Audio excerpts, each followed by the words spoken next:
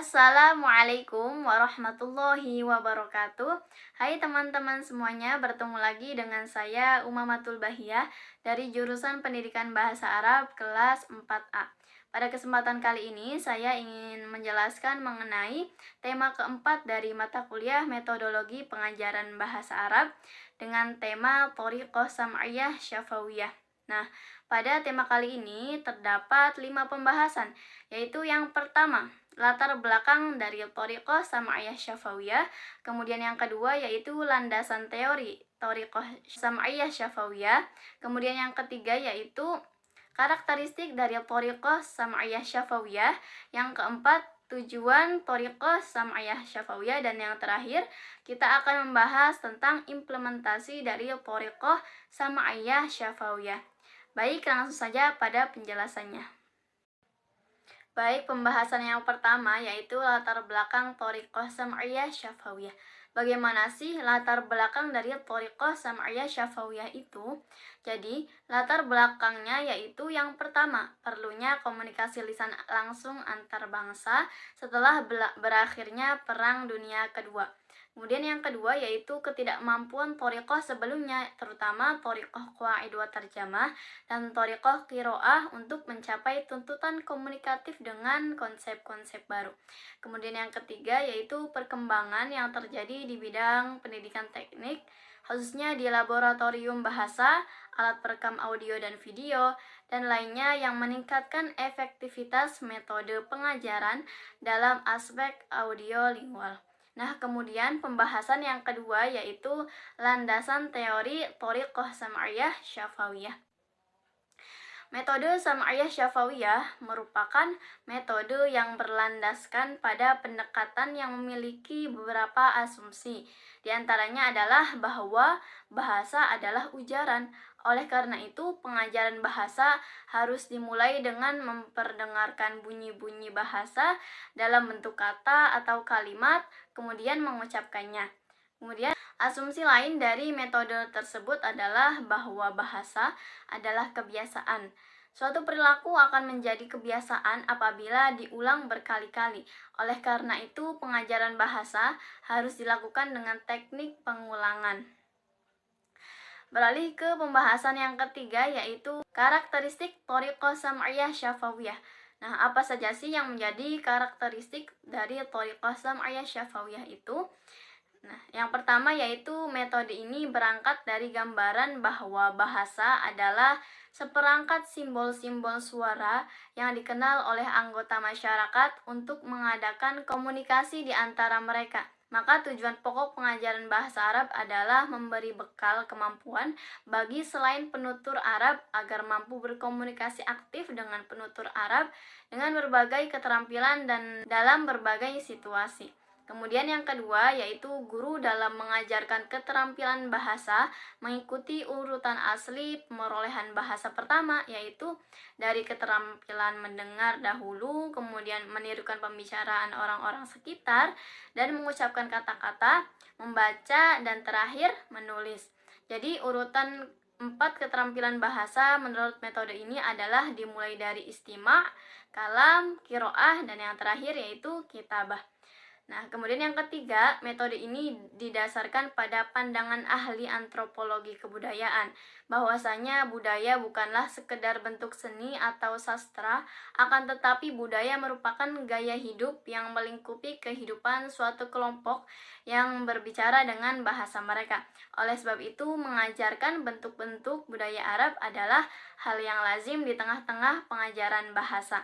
Yang keempat, metode ini melihat bahwa bahasa adalah seperangkat kebiasaan perilaku yang diperoleh anak di lingkungannya. Nah, kemudian pembahasan yang keempat yaitu tujuan Thoriqah Sam'iyah Syafawiyah. Apa sih tujuan dari Thoriqah Sam'iyah Syafawiyah itu? Jadi tujuan dari metode Sam'iyah Syafawiyah adalah agar siswa dapat memahami dan mempraktekkan ujaran atau percakapan berbahasa Arab, baik dalam aktivitas sehari-hari maupun yang digunakan dalam forum resmi, yaitu mampu berbicara dan menulis. Selanjutnya pembahasan yang terakhir yaitu implementasi dari Thoriqah Sam'iyah Syafawiyah. Pada implementasi thoriqah sam'iyah syafawiyah ini mencakup 3 pembahasan. Yang pertama yaitu peran guru, peran siswa, dan peran bahan ajar. Kemudian yang kedua yaitu langkah-langkah pembelajaran menggunakan thoriqah sam'iyah syafawiyah. Dan yang terakhir yaitu evaluasi. Baik, yang pertama yaitu peran guru, siswa, dan bahan ajar. Peran guru diantaranya yang pertama yaitu menyajikan model yang benar kepada siswanya melalui pengucapan yang benar dan penggunaan bahasa yang benar. Kemudian yang kedua yaitu memimpin siswa dan mengatur kegiatan mereka di kelas. Yang ketiga yaitu memantau pengucapan siswa, mengoreksi kesalahan mereka, dan mengevaluasi kinerja mereka. Kemudian peran siswa yaitu siswa adalah elemen terlemah dalam proses pembelajaran menurut metode ini, karena dia tidak memiliki kewenangan apapun selain menjalankan perintah gurunya dan diatur oleh bahan ajar.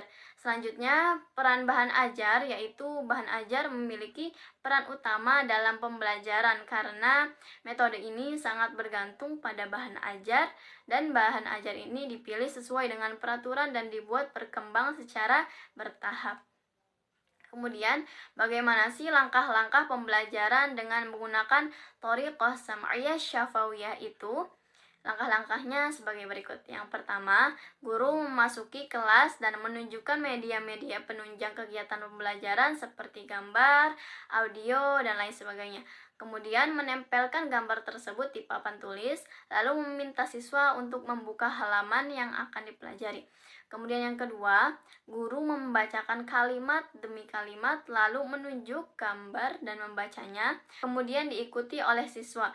Jika siswa tidak dapat membaca dari buku atau mengikuti guru dengan mudah, maka guru meminta satu siswa yang sudah mampu atau yang berprestasi berdiri bersamanya di depan kelas di sebelah papan tulis dan ulangi bersamanya atau bacakan setelahnya sisa dialog dengan suara yang jelas. Kemudian yang ketiga yaitu setelah guru memastikan bahwa siswanya telah mampu melafalkan teks dengan benar, kelas dibagi menjadi 2 kelompok atau lebih, lalu baca teksnya dan minta kelompok pertama membaca kalimat pertama yang biasanya berupa pertanyaan dan kelompok kedua membacakan kalimat yang kedua yang merupakan jawaban dari kalimat yang pertama. Nah, kemudian yang keempat yaitu setiap siswa diminta untuk membaca teks atau bagiannya di depan rekan-rekannya dengan suara yang jelas. Guru mendengarkan pengucapan murid-muridnya selama semua kegiatan ini dan memastikan bahwa mereka mengucapkan bunyi bahasa dengan benar. Yang kelima yaitu pelatihan pola yang merupakan tahap penting dan merupakan dasar dari metode ini. Jika subjek pelajarannya adalah bentuk lampau, maka pola latihan berkaitan dengan mengubah kata kerja sekarang menjadi masa lalu dan sebagainya. Nah, selanjutnya pembahasan yang terakhir yaitu evaluasi dari thoriqah sam'iyah syafawiyah. Bagaimana sih evaluasinya? Jadi, guru itu memantau dan mengoreksi kesalahan selama kegiatan dialog atau lainnya. Ketika siswa melakukan kesalahan pengucapan, maka guru membenarkan dan menyuruh membaca ulang 1 kali atau lebih, serta menyuruh siswa lainnya untuk mengoreksi dan meminta untuk mengulangi pengucapan yang benar. Sekian penjelasan dari saya mengenai thoriqah sam'iyah syafawiyah. Semoga apa yang telah saya jelaskan tadi dapat difahami dan dapat bermanfaat bagi teman-teman sekalian. Kurang lebihnya mohon maaf. Wassalamualaikum warahmatullahi wabarakatuh.